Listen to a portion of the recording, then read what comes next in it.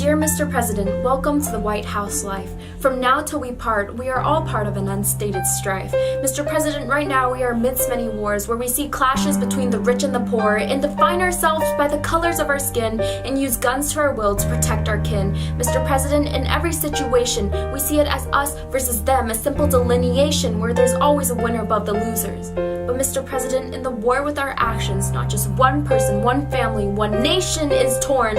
All living creatures face the wrath of our self-set hand grenades, bathe in the blood of our self-made death parades, rest in the shards of our self-served plastic trays, suffer the effects of our self-dealt oil trades. Mr. President, there are no winners against climate change. In a couple more years, the talk of the scientists will no longer be just a fear. Flooding droughts, we've seen them already. If we carelessly continue, we won't be ready for the rising of the great seas, for the falling of industries, for the gaining of debris, for the losing of species. And yet, Mr. President, some of us still ask themselves, what are we fighting for in this unspoken war? Do we rise to failure? Do we gain more losses toward a cause that they don't believe to be real?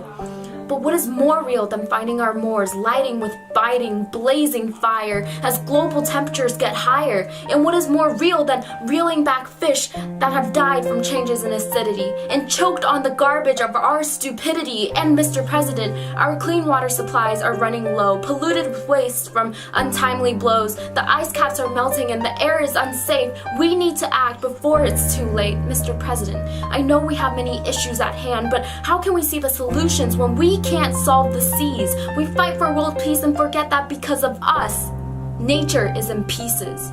Mr. President, I know humanity is strong. We'll eventually know right from wrong, but there's no replacement earth to call our homes, no replacement resources to let us roam. But Mr. President, we can change our paths, and the rest of this G7 seem to know that. Reuse, reduce, recycle, and conserve. Life would be better if we learned to preserve the priceless gifts that have always filled the earth and were openly given to us at birth.